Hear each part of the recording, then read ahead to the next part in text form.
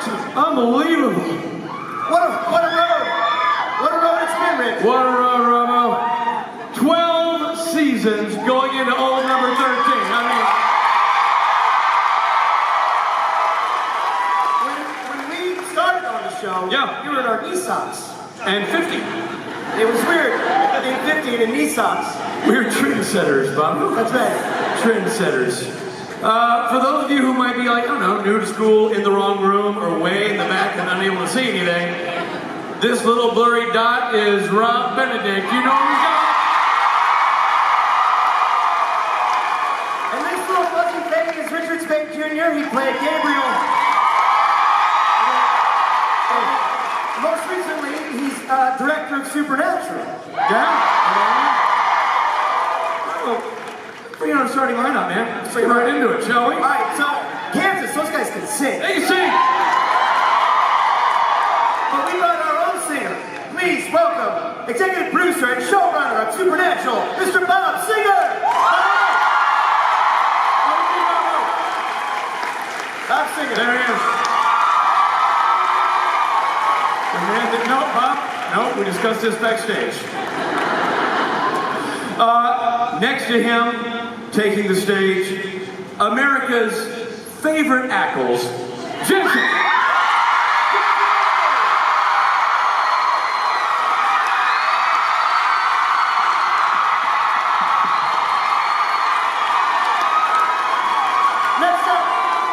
Next up, a man whose hair is getting its own spin-off series. Yeah. Mr. Jared Padalecki. Yeah.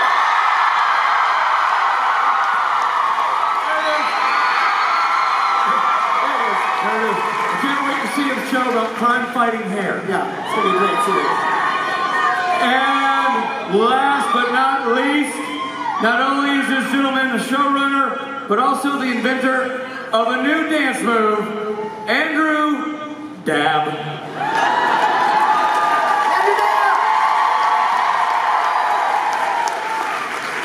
Dab! Wow, guys, congratulations on another amazing season. Season 12. Thanks. Love it. Yeah. Real quickly, sidebar. Misha! How about that opening? How about Kansas?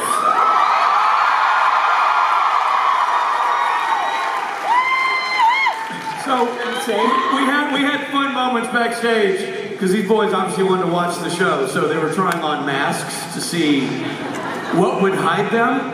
And I can tell you, after surveying all the masks in the room, no masks work. Nothing. It really doesn't. It's hard to hide the hair and the bow legs, you know what I mean? And, it tells the story. But seriously, I mean, this is a hell of a year this has been. Unbelievable season. So much craziness. What were your favorite episodes of the season? 12 and 20. Those are the ones you directed. Yeah, those are the ones I directed. You got a favorite, Robert? The other 21. You're sure? No, seriously, the finale. I thought the finale was amazing. Yeah! Finale was... How about that Congratulations on surviving the finale. You're the only two. Yeah, we were the only two. Yeah. It was a bloodbath. Yeah, so, yeah, it really was. I mean, Rowena's toast. She's literally toast. Yeah, toast. And Crowley sacrificed. Yeah. And Mom is locked in another dimension with Lucifer. Kind of a dream date scenario. Yeah. And then, I mean, Castiel. I gotta do this. Buddy. I gotta do this. Bobby. Did you really kill Castiel?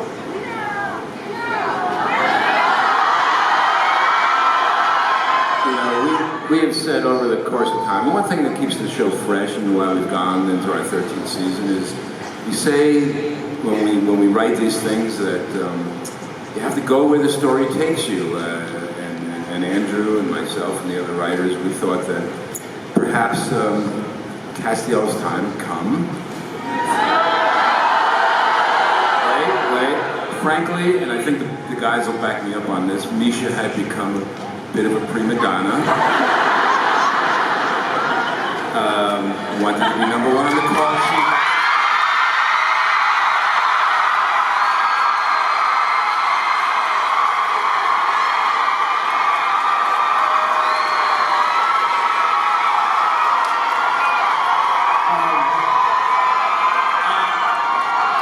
So, sorry guys, I guess I was back there, but they never told me to come out, but I heard my name, so I assumed.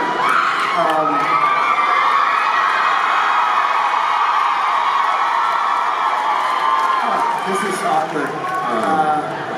Well, this just got really weird. Yeah. You just, you stop on, you wanna keep crossing and go off? Oh no, I'm tired, I'll just rest right here. Well, now I guess maybe we should just ask him. What's it like to not be on the show anymore? Yeah.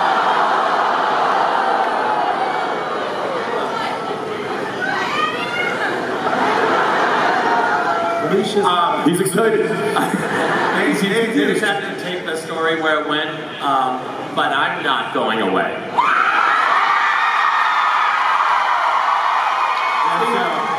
He's just gonna drop by set, do craft services, that kind of thing? Yeah.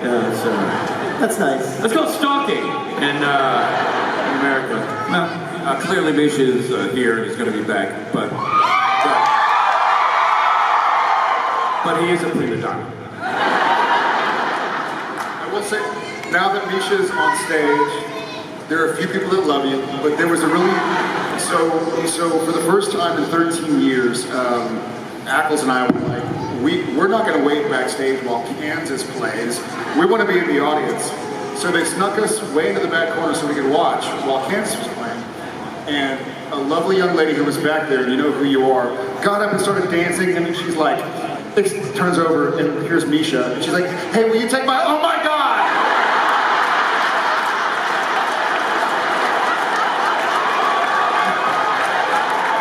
Hey, will you take a full-on circle? I'm a Misha Migo. Well, she has that experience, but now there's a whole bunch of people in the back corner going, wait a minute. Wait a minute! Jared Wilson and Misha were behind me! I'm gonna kill myself! This is 13, after that finale, what's the plan from here? Where do you go from there? Well, episode 1, Castiel dies. Yeah. I'll let Andrew handle that one. Sure. Well, I think for us, season 12, by the end of season 11, when Mom comes back, season 12, the guys kind of had the happiest situation they can have. Mom's back, all the friends are alive, they saved the world without having to sacrifice each other, and season 12 was... You really messed that up, didn't you? Yeah. Killed everybody. Yeah, and then season 13, we're like, well, that was a horrible idea, like, too much, everybody's nice, and who wants that? So then we just murder, which is really what the show's based on. It's just multiple serial homicides that everyone in this audience is witness to and probably will be indicted for, but that's a long conversation. You're all colluding. That's right, this is collusion. There's something great about listening to Andrew talk seriously about the show while in the monitor, teeny tiny little Misha sits next to him at the kids' table.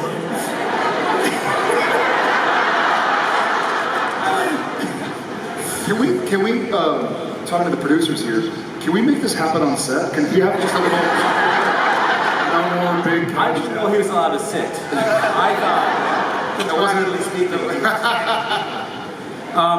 But so listen, one of the big characters we saw at the end of the season, we saw Lucifer. He got himself a little boy, has a son, Jack. Now this, we see this character very briefly, curled up naked in the corner, which is actually ironically how Rob started on the show. That was just in my trailer before being home set, and I was crying. Okay, weird. But Jack is half Lucifer, half mortal, so there's a lot of moral ambiguity at play here. Andrew, you want to talk about that? I mean, how's this character going to play into the season, and how do you think it will develop over time? Yeah, well, I mean, as you mentioned, Rich, most of how we see the character is naked. And I think it's an important element to add, Dynasty's coming on, we have to compete. That's just the way I look at it. If you were to die at the end of season 12, like somebody on this stage, would you come back naked?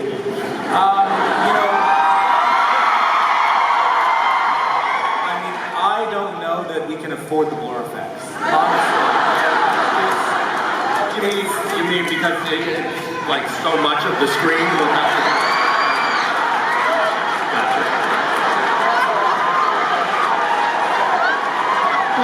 I know what you mean, because you'd have not just one blur, you'd have to have 3 blurs.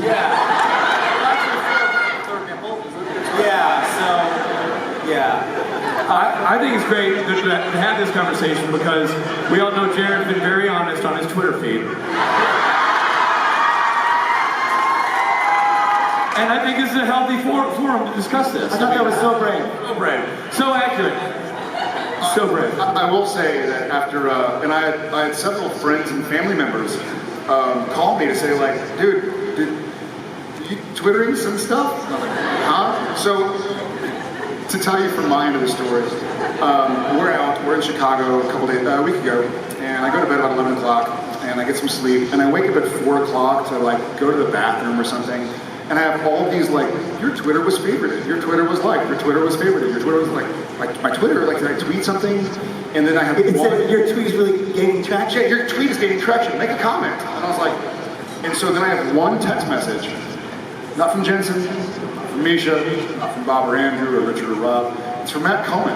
And I was like, Matt, is he okay? Because he's not the type to text me at like 2 in the morning. So I open it up and it just says, dude, Twitter. So I open my Twitter. I didn't realize he's fluent in Ackles. That's it.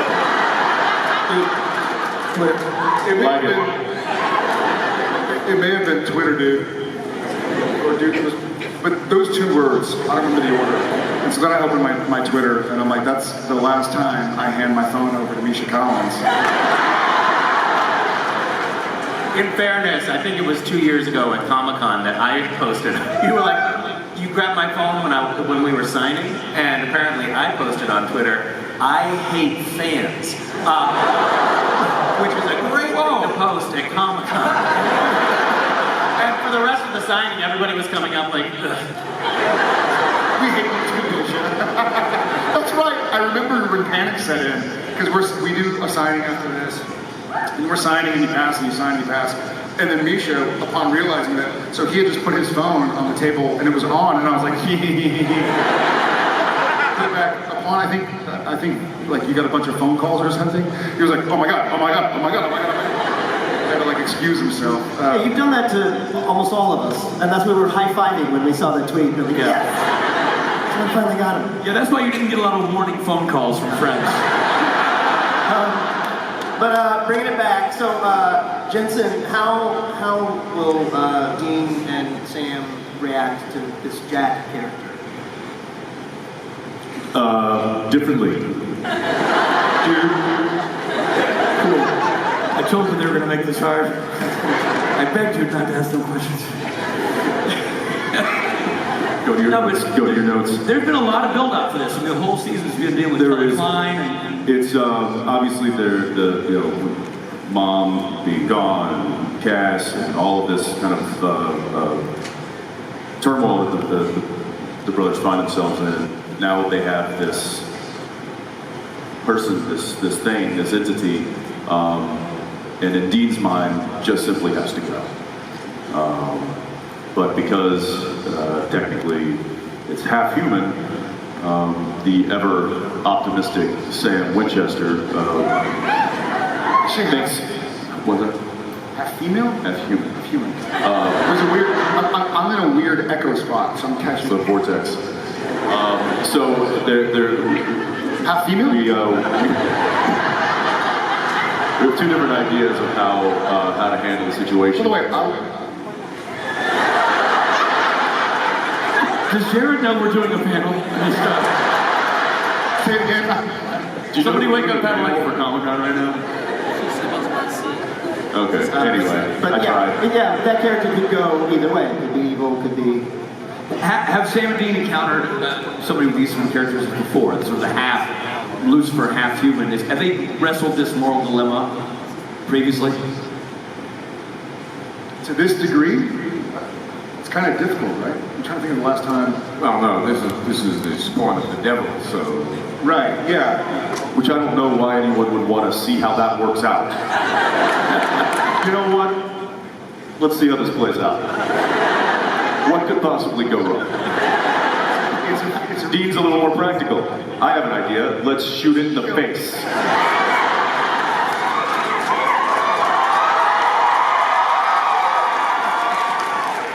Sam's a bit like, that might just piss it off. I think, Well, at least we'll know. I think Sam, kudos to Bob and Andrew and the rest of our writers. It's a neat, we've danced around this a couple times, but not to this degree, the whole nature versus nurture argument. And so it is, Jack certainly is half Lucifer, but he's also half Kelly Klein, right? Kelly Klein was a good person, and so Sam, ever the optimist, is trying to figure out what to do, and Dean, being Dean, shoot first, ask questions later.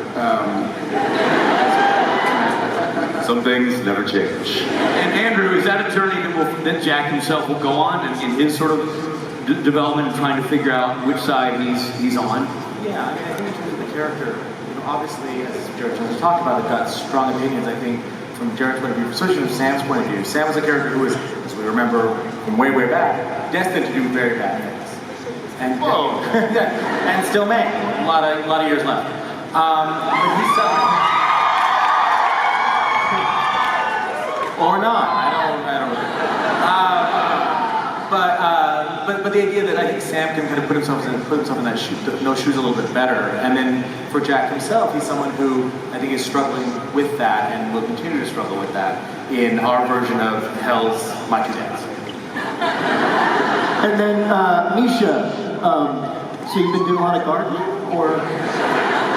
Yeah, so you can you can't plant tomatoes until July, so that's what I'm getting into now. Cool. That's great. Anywho. Thanks, buddy.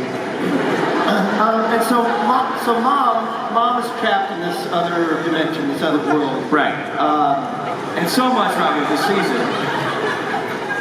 So much of the season, there was the Mary character, wonderfully played by Samantha Smith. You guys had serviced that story really well, and the way Sam reacted to Mary, and the way Dean was reacting to Mary, and how you guys were coping with her return, dealing with the British criminal letters. Now that she's had this experience and is now, made this move to try to do the right thing, and now finds herself on the other side of this wall, in this hole. How do Sam and Dean differ in their approach to how to handle that situation? Dean thinks she's gone, that she went through the rift. It's a rift, Rich, not a hole. Oh. I was just making sure you read the notes. Okay. She went through the rift, the hole, with Lucifer, and the whole rift closes. And Dean is pretty sure that that's curtains for Mom, and while he's bereft over that, he's ready to accept that. Sam thinks, no, she went through alive. We've been on the other side of this rift. He's holding on to the fact that she could still be alive, and it's a bit of that's a problem between the guys, because Sam's mission in the beginning part of season 13 is, let's find Mom, and Dean's idea is, we have bigger fish to fry, Mom's dead, you're just going to have to come to that realization. Spoiler alert, Mom is not dead. I told you. Me.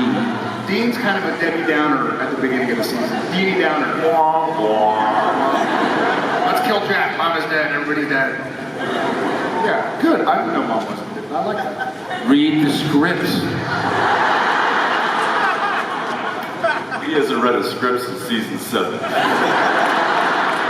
That's what we're on, right? It's season 7. And so, in the Mary storyline, by the way, Mary, who is with Lucifer, is on the other side of the rift, she's got her own journey. She's got her own challenges to face now. And Andrew, how do we see that playing out for her?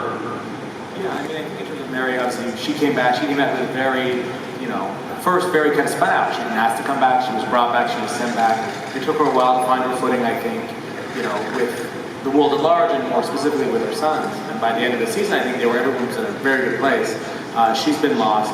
Over on the other side, here she's got someone who, as far as Mary's concerned, she made the sacrifice knowingly. She went through that rift knowingly.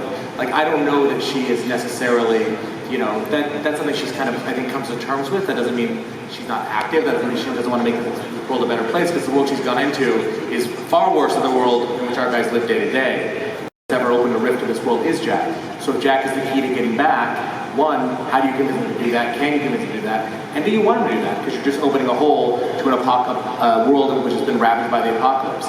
You hope that door is one way, but maybe it's not. And so I think those are all things everyone's kind of struggling with.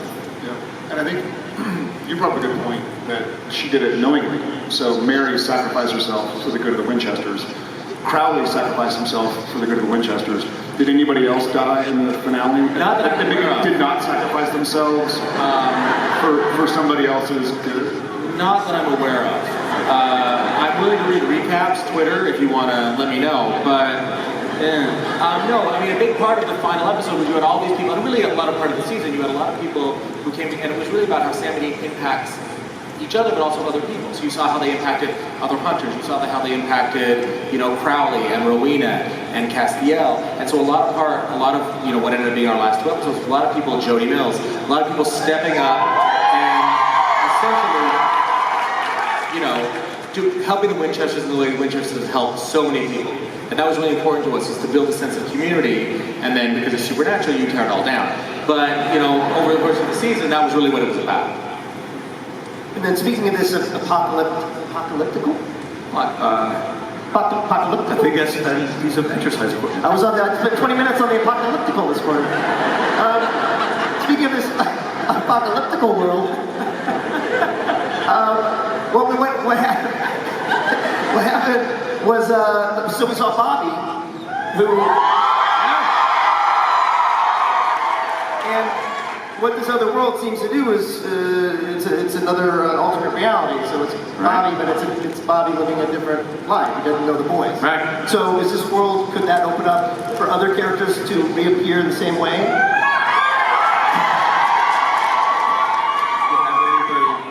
I mean, it's not It sounds more like a pitch than a question. Well, I'm just curious, does God, where does God, am I coming back, Bob? You are God of the universe, but it's a really big universe. It's possible. It depends how you do here today. Oh crap. Gabriel? Yeah, I don't think so. Come on! What is that? We'll do our own spin-off, Rich. Fine, So that world could open up to bring some other characters back. It definitely could, yes. By the way, because we love to tease Rich, and we don't know if Gabriel, we love that character. But I think for first and second time directing, Richard Spade's direction on this show has been just fantastic, and we're just so happy with it.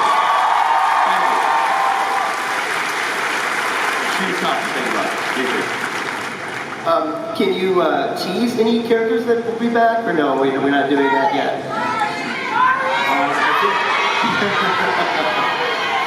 I think we've got some cool characters coming back, both in our world and in the Apocalypse world. So that's the fun of it. It's, we've got some people coming back, like, Missouri Mosley's going to come back for us for the first time in a long time. Obviously, Jody will be back for us, and stuff like that. And then in Apocalypse world, without getting into spoilers, some people who have been long dead on our show are less dead in Apocalypse world, and much newer characters. That's Goodness. It's more injured. That's promising. So my phone hasn't changed. Shifting. FYI. Very shifting. We're talking about a show that's been on since half this room wasn't born. We were going 13 years into a show. And the thing I think that makes Supernatural special in the world of television, for not just us who are involved in it, but also for you folks who watch it, is that it continues to reinvent itself. It continues to be interesting, tell fun stories, tell engaging stories that are emotional and connect to the audience. And that's all, if I may say, driven by the fabulous performances of you two gentlemen, who continue to do outstanding work. Misha came along and slowed it down for a while, but now he's gone. And we can get back to the business of making quality TV. So for your turn, This joke is not funny anymore. This is the best day of my life. But can be reflective for a moment about, and you've been with the show since the beginning as well. So the question's for all three of you. Season 1 to now, how has your experience been, and how has your relationship with both the show and you, in your case, Jensen and Jared, your characters, how has it evolved over this long period of time? That's an easy question. How was the last 13 years of your life? Great, thanks for asking. Yeah. Thank you, good night. Thank you. Good night. Then it is hard to speak quickly about the experience that we've had. Obviously, it's the longest job I've ever held, and I guess one of my favorite things, one of many things that I love about doing this job is that we're never doing the same thing twice. Every day is a new experience. We're telling different stories. There's new characters to introduce, old characters to finally get rid of, and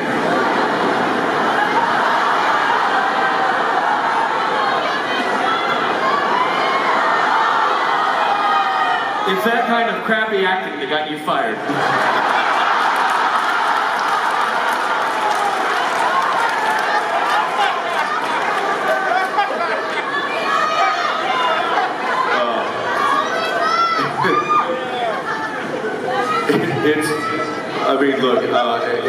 It's been wonderful. The experience has been great.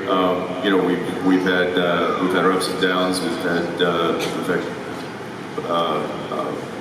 great seasons. We've had maybe not so great seasons. It's an ebb and flow, but I think through it all, it has been wonderful, and I'm very proud to be a part of something that's lasted this long.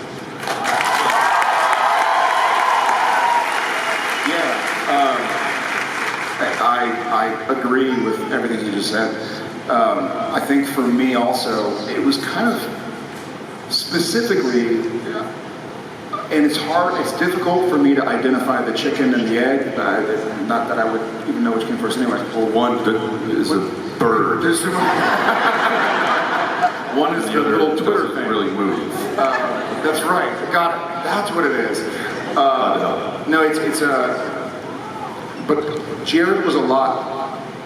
Jared and Sam were sort of similar season 1 in that I was like, man, this is hard work. Like this is difficult to be up in Vancouver. I had no friends. I was living in a hotel room.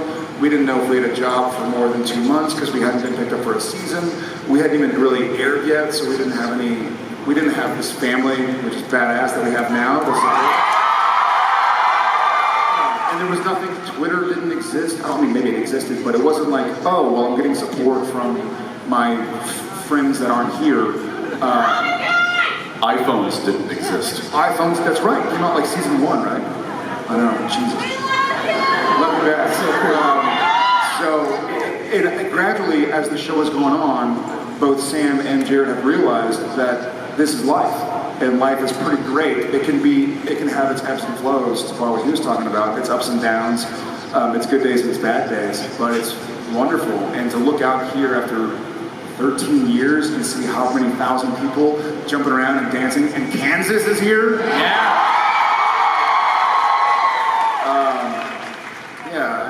I met my wife on the show. We have 3 kids.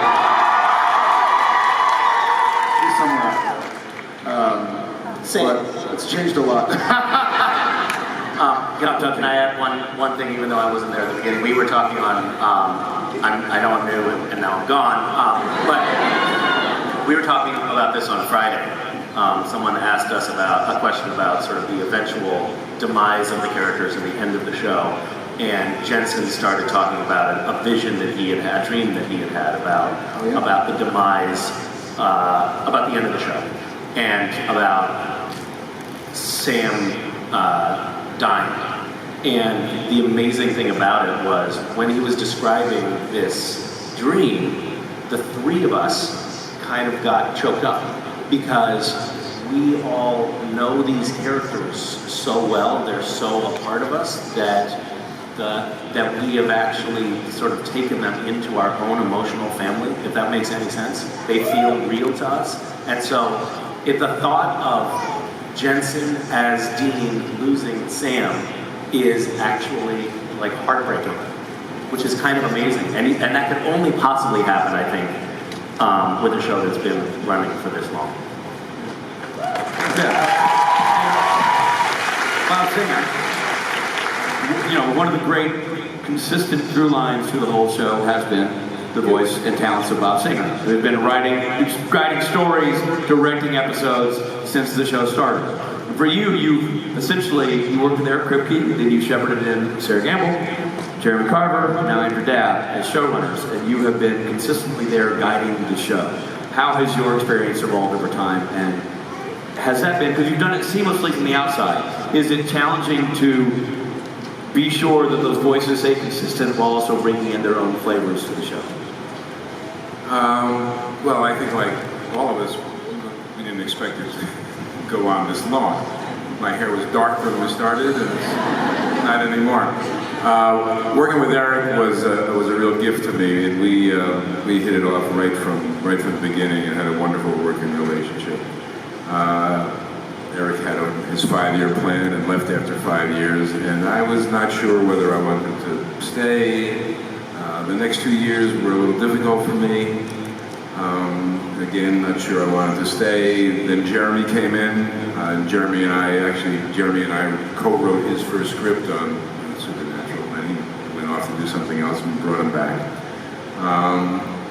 But throughout it all, it's always been this ability to keep the show fresh, that if we felt like we were doing something, retreading something, no one involved in the show had any interest in doing that. Andrew, when did you come with us, Andrew?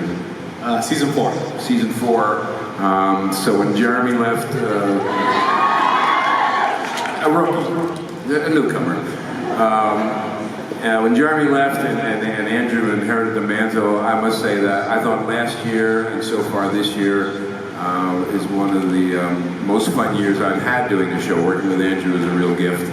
And so, I'm still enthused about the show. If I wasn't, I wouldn't do it anymore. But yeah, so it's been a great ride, unexpected, but great. Yeah. That was what was remarkable when I went back at the end of season 11, and you go up a couple times a year to direct.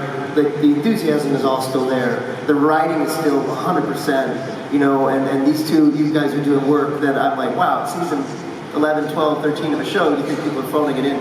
You're absolutely not phoning it in. That's why it's consistently great. Let me just tell one story that I think really crystallizes the relationship that everyone has in the show. I was directing an episode, I can't remember which one. We were going to do a scene with Jared and Jensen. About 30 minutes before we were supposed to shoot the scene, they come to me and they say, I think we should switch parts. I think what's written for Dean should be Sam and vice versa. And I said, really guys, now you come to me with this? I think we had already blocked the scene and they were lighting it. And we went to about the same exact, we're like, hey, I think I should take all of Dean's lines and Jensen should take all of Sam's lines. Changing Dean. Well, because we were rehearsing it, we were running it, and we were kind of tripping over the dialogue a bit. And we're just like, something's not right. It was you. You were like, let's try something. And we've never ever done this, and haven't done it since. But he was like, you read all of Sam's lines as Dean, and I'll take all of Dean's lines and read the same. Okay, so we tried it, and it just worked. We're like, the light bulb went off, and we went over to Bob and said, Bob, hey, what do you think? One of our producer writers to tell him like, hey, we're going to completely change the entire scene and flip the dialogue. And of course, he probably thought it was a joke. Well, no, you had a serious look, but I was just, we're actors, Bob, we're actors. So we went off into a corner, and they did it, and I heard it, and I said, yeah, that's right. You guys are absolutely right. We had to reblock a little bit, nothing terrible. But the idea, I think, that they're always in the moment like this and thinking about what they do, and also that I think they feel comfortable enough with the producing staff to come up and sort of want to make this honest change, and that we are comfortable enough with the actors to know that this is not about ego or anything else. This is just about making the show better. And the relationship that I think we all have is really special. And getting back to why I'm still here, I think is because these relationships are really dear to me, and I just appreciate every day that I can work on the show. I couldn't have said it better. I think it's we obviously, and I think y'all in the audience know this, as much as we tease the short one at the end, we all truly enjoy each other as people. It's not fake, like, hey, let's go pretend to have a bite to eat so someone takes a picture and we'll say we're friends. We have legitimate friendship aside from working together, but that doesn't always translate onto the page or onto the screen or into the work environment. But I feel like, especially 13 years in, we have a lot of trust with each other. Like, if I feel like I remember a scene in Croatoan, season 2 or 1, and we were doing a scene where Sam had been infected and thought he was going to die, and for whatever reason, it hit Jared too hard, and I was like crying, way too far. It was embarrassing, really. It's not, but they weren't Sam's tears. And so Bob, I didn't realize at the time, I was like, man, I really broke down. Like, this is gonna be a cool scene, because like I was legitimately just crying my eyes out. And Bob came up and just kind of like, I think he's like, hey everybody, take 5 minutes. Because it stayed with me. And he kind of came in, he's like, hey, that was a great take. I want you to take a minute and just do it again and just dial it back a little bit, you know? No, but it wasn't like it was gentle and kind and honest as a director to go to an actor who just broke down, and I'm like, that you clearly went somewhere, and it was touching, but that wasn't Sam. And he was absolutely right, and I was like, got it. And I think that's kind of when I was like, maybe you don't remember, maybe you remember it, but yeah, it was. I trusted it, just like he said. There's trust here. Aside from our personal friendship, there's a lot of I trust that they care about the show and the characters. They know that Jensen and I care about Dean and Sam. You know, so the show's about family, but the show is a family. It's clear when you see it from the outside, when you visit as an actor, when you visit as a director, from the whole crew, from you guys all the way down the list, and in LA, it's a family, and it's a impressive thing to witness. It truly is. And the other member of the family, by the way, the fans.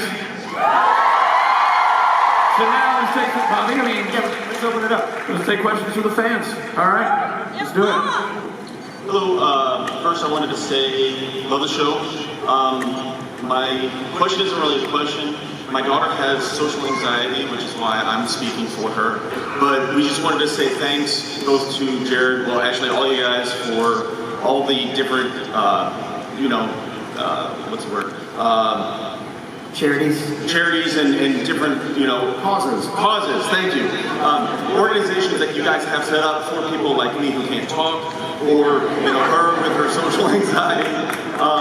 But I can see it from her, or through her, how she's grown just from the support that you give, even not knowing her personally. And then one side note, Misha, thank you for the donuts this morning. They were...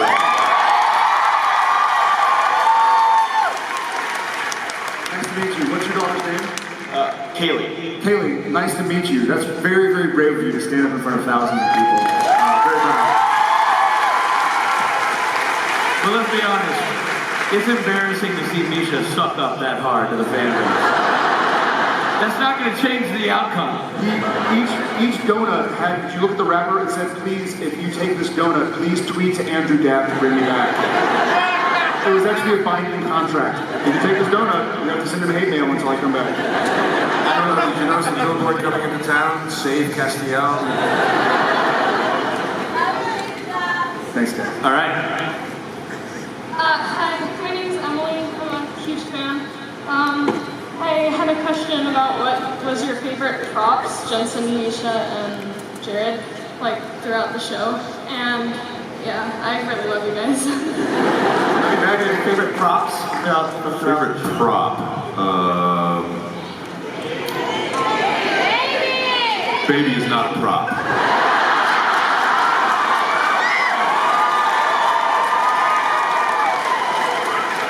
No, baby is a part of me. We get to play and use so many tools, weapons. I will say that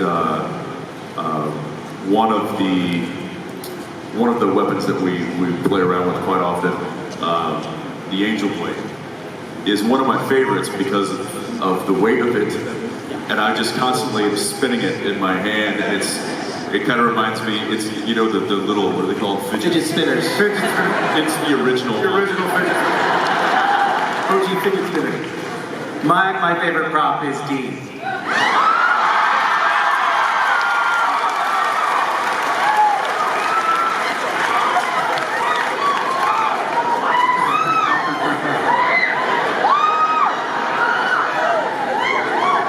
And that's why he's no longer with us.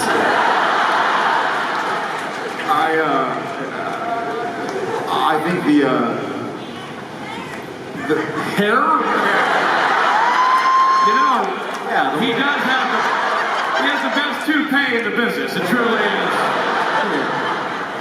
I'm gonna say the Demon Blade, Ruby's Demon Blade, not for obvious reasons. But there's another funny thing that I don't know if y'all know this. Some of y'all have maybe seen prop Demon Blade, which is kind of ironic, or maybe like saying Nile River or something.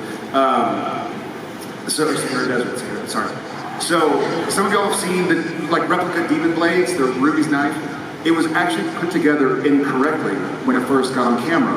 The handle is improperly, it's upside, like the handle should be the backwards way compared to where the serration is and the blade is.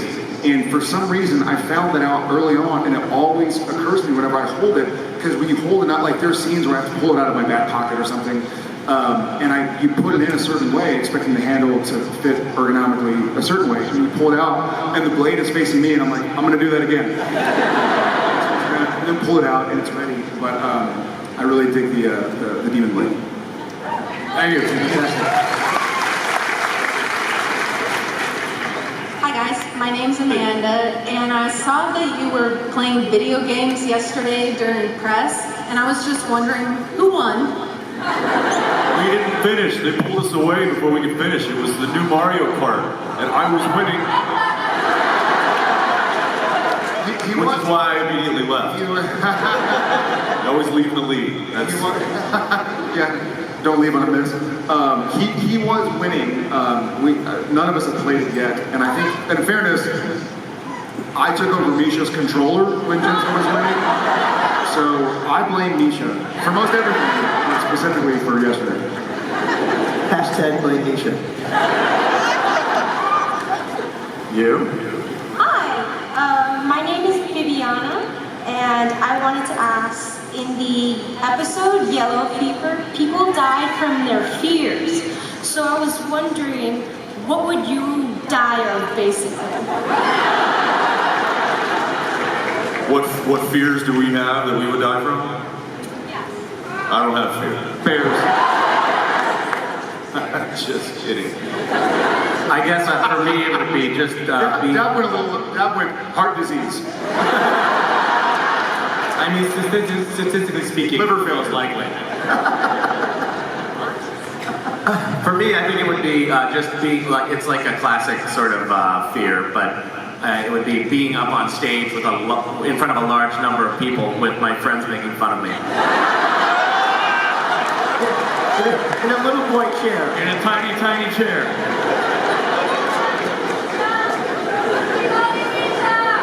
I don't know.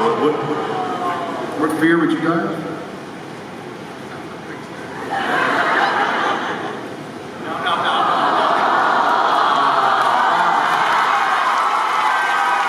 He does this, and he didn't even get a donut. Bob Singer never got a donut. Oh, this is. Oh man, I tell ya.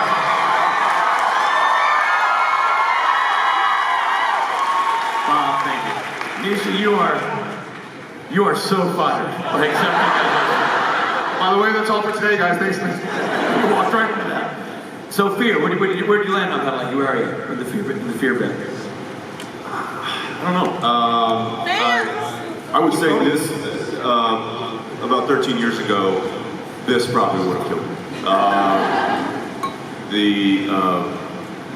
this is not. I mean, we're up here talking and having a good time and making jokes, but it's daunting. I mean, there are a lot of people in this audience that to get up and try to speak eloquently and not trip over your words or just not trip can be pretty frightening. So I've been able to face that and kind of get over it. And now I'm here, and there isn't much fear. But years ago, that certainly would have been one for me. How about Daddy? I think I'm in love. JJ, first date, daughter's first date. Hey, Yes. Boys in my daughter's life. Yeah. Fear number one. I get that. What is it? The guns don't kill people. Dads with pretty little girls kill people. All right. Yes, ma'am. You. Hi. I'm going to be the last question, so I hope it's good. My name is Megan. This is Jensen. Jensen. And this is Baby. Yes. And so is baby gonna be named Baby? Please name Baby Baby. possibly How old is Jensen? a year and a half. Nice. Well, Bud, that name served me well. I hope it serves you well. What's his middle name? Michael, Michael. Archangel. But Of course. I have to ask my question. Hang out, Okay, sorry. Question. baby. Which character do you feel would make the most interesting spin-off?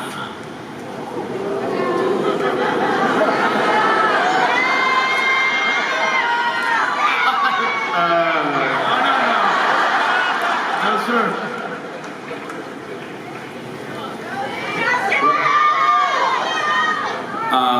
We very much feel that we have some really, really strong female characters on this show.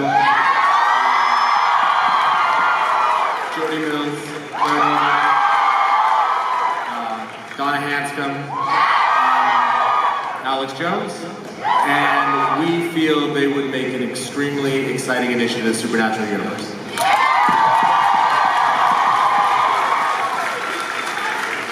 There we go. Gentlemen, here we are. Here we are. The end of yet another panel. San Diego Comic-Con. Somebody literally goes, "What?"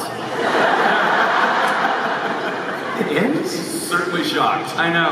So, Any parting words for the people gathered here today? Yes. Thank you all. So much.